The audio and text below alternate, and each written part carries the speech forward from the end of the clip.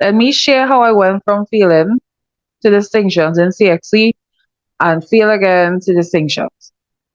By the time I'm completed with this video, I will be sharing a quick story about my failure to success. I will share at least 4 life lessons.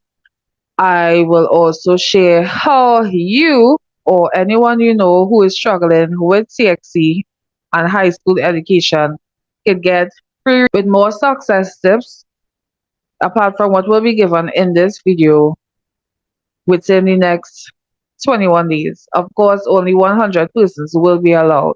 So make sure you be a part of that 100. I will also be sharing some testimonials from a few students that have helped in the past to accomplish their academic goals. And finally, 3 steps on how I went from failure to success that you could follow in that order to start seeing that transformation in your academic life and studies. So, quick story. I used to fail. I used to get an F overall in my test every single end of term, at least I believe from standard 1. Now, there's a time in my life when my teacher used to tell my mother, Michelle sits and does nothing. And yeah, that was true. Now, a small group of my family members will laugh at me every end of term when they heard I got an F. My teacher told me around the beginning of my last term in Standard 3, I will have to repeat Standard 3 if I fail again at the end of that term. I told my grandmother about it, and because I did not want to repeat an entire year, of course not. She was a pastor at that time while she was still alive, who had a very strong, close relationship with God. And she prayed for me, and she prayed through to God through Jesus Christ, and God answered her. And I went from an F to a D the end of that term, the same term that that teacher said he will have caused me to have to repeat. And I got one of my first gifts from going from failing to a D pass grade overall, which was most improved student. At my primary school graduation, which was Shannon Presbyterian School back in 2006, when I graduated, I will have received the award for the most improved students because at that point I would have gone now from an F to a B. After being in lessons for mathematics for a few years, my mathematics grade in particular, by the time I was in Form 2, was 98, 99, 100. It was always around those 3 all the way up until I graduated from Form 5 after writing CXC in 2011. After CXC or CSEC results came out, I got all of my subjects with 2 distinctions. So one of the distinctions I got was in principles of accounts, and the other distinction was in mathematics. So this is the award that I got for passing all 6 subjects. I also topped my school by getting the highest mathematics grade and distinction in CSEC in 2011. This is the award that I got for that recognition. In 2012, I passed 3 of my 4 subjects at CAPE or CSEC CAPE, CXC CAPE examinations. Now, this was the first time I have gone back into the realm of failing, and worse yet, failed at a major exam. In 2013, I was not going to write Unit 2 of CAPE because I encountered some problems that I was experiencing for a couple of months that led me to stay away from the first term of Upper 6, which was Unit 2 CAPE, for almost 2 entire months. So I missed out a lot of work. But a few of my teachers who believed in me and saw my previous success, they told me even though the deadline would have passed and my teacher did not register me to write the exams, they begged me to write the CAPE exams, and I was hesitant because I knew like I wouldn't have been ready. But then I decided to do it because of them. I was like, okay, let me see if I could study a little thing. But after I wrote two of the four exams I was supposed to write, and they paid for me to write it. I failed. So in CAPE of 2013, CXC CAPE, I failed those two subjects that I attempted. So then I took 5 years away from school because my main dependent died, the person who was mainly financing us, one of my siblings, and I died, and I started to work.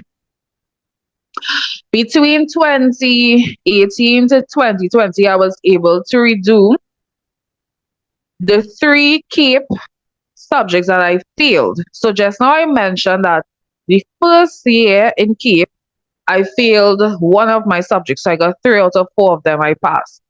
And then the second year, I was not going to write anything because of how I missed school. But the two I wrote after two teachers volunteered to pay for me to write because they believed in me more than I believe in myself. I failed those two. So I failed 3 CAPE subjects. And I got to write them over while in university. It was 5 subjects in total I was supposed to write that I didn't get to complete. So 3 of them I failed in CAPE, and the other 2 I didn't write because, as I said before, I I was not in school for a while. I missed out because of some personal issues that I was dealing with. So when I rewrote the 3 CAPE subjects that I failed, the 2 that the teachers paid for and the one that I failed the year before, and the 2 that I did not write at all, I got all 5 of them with 3 A's and 2 B's. Now, in 2013, I finally graduated from college or university with honors after getting 31 A grades, 12 B grades, and 1 exemption. For those who are not sure what an exemption is, the exemption was due to the fact that I already had working experience in multiple areas, and I had to do an internship, but I didn't need to do it because I already had the experience. So I got exempted from one of the courses for that. Well, actually, I got exempted from 3 of the courses, but sure, it's really 3 courses I got exempted from. The other 2 that I got exempted from are 2 of the 3 CAPE subjects I will have passed in lower 6. Because one of them, the university didn't need it. So they only exempt me from 2. So moving on to some life lessons. 4 errors that students make that lead to failure or things that they don't understand. I personally believe that in everything you want to put God first, acknowledge Him, and He will direct your path. Why am I saying this? Well, I mentioned earlier on my grandmother prayed for me. She put God in the middle of things, and that's where my situation changed. Now, after she died, and then I went on to university, I didn't have as much support, but um, I knew God, and I grew up under her and my mother and so forth. I grew up in a way that I knew and understand what God is able to do. I've seen Him work through them, through in my life, and all kind of different ways. And I understood that when I don't know something, He knows, and I ask Him for direction. You all will hear a little bit more about that before this video ends. In addition to that, is failure is not the end of the world. I believe that it is only a lesson learned so that you can do better the next time. Now, some people see failure as, oh, I feel like I can't do this again. Some people just go the extent to want to take their lives. It's not worth it. You can try again,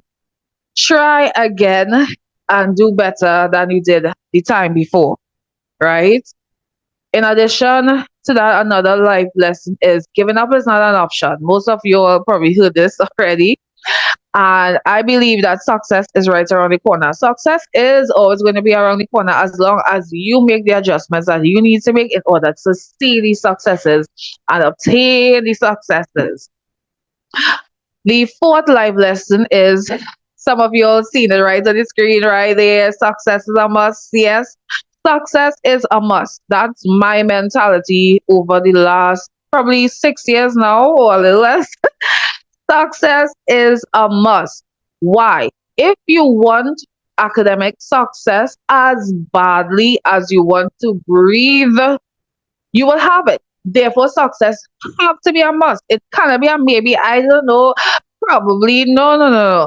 You have to want it as bad as you need to breathe to live, and that's what the kind of mentality that I would have developed to help me obtain success in my academia or educational venture.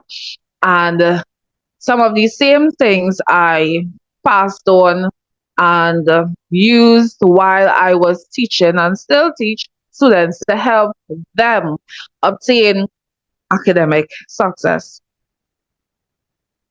So, how you could be one of 100 persons to get more success tips for your high school education for free. But it's only going to be free within the next 21 days, starting from now. Click the link below or comment school success, and I, or depending on where you message, one of my assistants will inbox you on how you could go about getting a free copy of how to prepare for CXC success in a secondary school. So it's 4 more additional tips, and there may be some more the advice here and there. It will be available in ebook for those who like to read, or audio where you can listen. So you want to choose which form you prefer to digest that information in. So be one of the first 100 persons to get a copy. The intended deadline is Saturday 13th of July 2024 at 9 p.m. That you all could comment or sign up to get this free copy.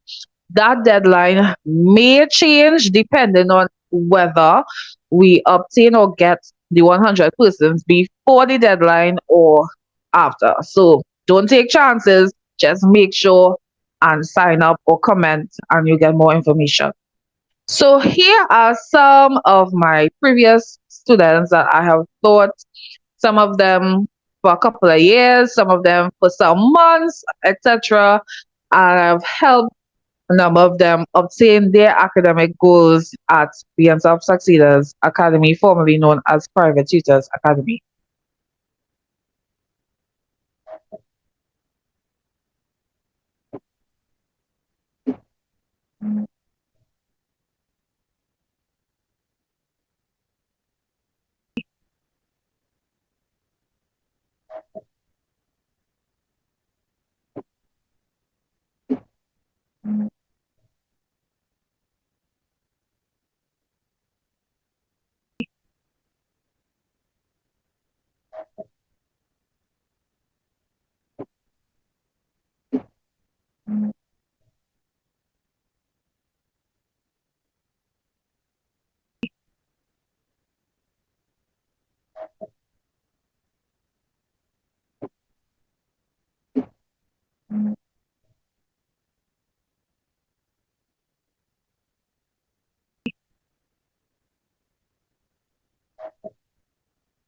Finally, I'm going to go through 3 steps on how I went from failure to success.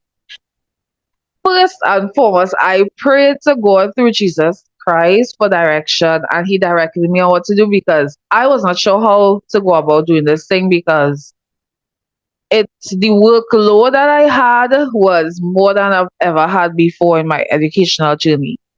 So I was able to learn how to manage my activities, and some of you all who know about me or in my classes or past students are aware of the time/activity management workshop that I usually have with students who want to accomplish more, pass their subjects, and manage their time and get more done. So it's the same thing that I did, that I am now teaching and training other young people and students to be able to manage their activities so they can make the most out of their times and see success, not just in their academics, but in other areas of their life.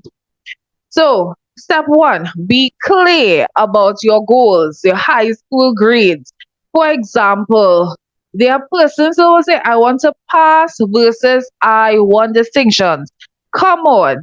We don't know what a pass grade is. A pass grade without a very clear, a desire for a pass grade without a very clear, let's say number to it, you wouldn't get no pass grade. It may sound crazy. You need to be specific. Like take it in real life, right? If it is you going out, would you say are going out or are going San Fernando? Which one more clear? Which one will help you get to your destination? Because if you just say going out and you don't know where you're going, you'll be going all over the place and you end up nowhere, right? Same thing, right? So be very clear on your goals. If you want a distinction, say you want distinctions. If you want one, say you want ones. If you want two, say you want twos. Don't say you want to pass. That ain't gonna work. Step two, find out how much time you will need to spend on a weekly basis to accomplish your goals. Now, these depend on what grade you want for your subjects. Different grades require different amounts of time to be spent to accomplish your goals, in addition to other factors, but you just sticking to it on the basic right now. So in other words, if you want to obtain a grade too, depending on what you know about the subject, how easy or difficult it is for you, you may need to spend anywhere between 4 to 8 hours a week.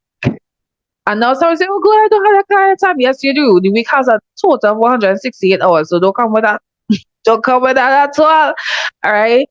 While a distinction, which is like the highest grade you can get in any subject, depending on what you know and how easy or difficult the subject is for you, will require anywhere between 6 to 12 hours. Could be more, could be less, depending on the individual. So that's why you want to be very clear, step one, on what goal you want so you know how much time you need to spend.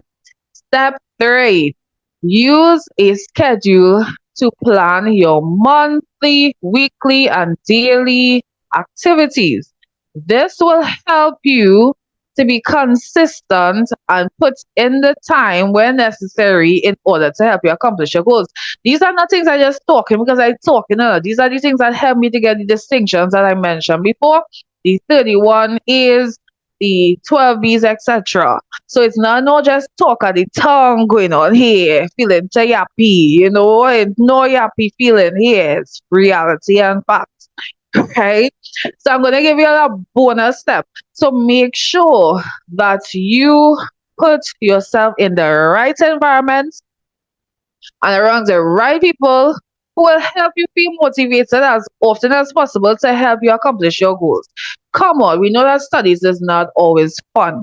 And in life, things that are not fun usually are important to help you accomplish different goals, financial goals, etc. in life, because that's the main reason why most of you are being educated, because you want to get into a particular career, right?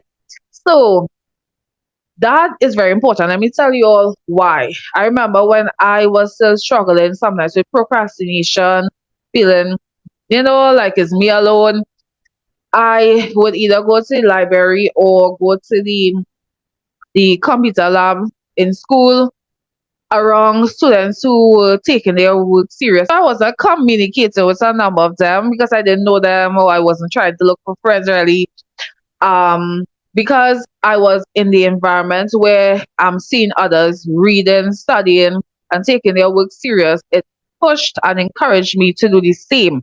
That's why your environment is important. Now, even if you have a friend, if you have a friend who is discouraging you from your studies, that's not friend to have, that's friend to dump. You may not like what I say, but it's the reality.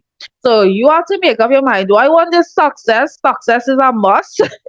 Success is a must. Or do I just want to have people dictate and control my life? It's your choice, not mine. Don't forget to like, share, and subscribe or follow for more videos like this. God bless.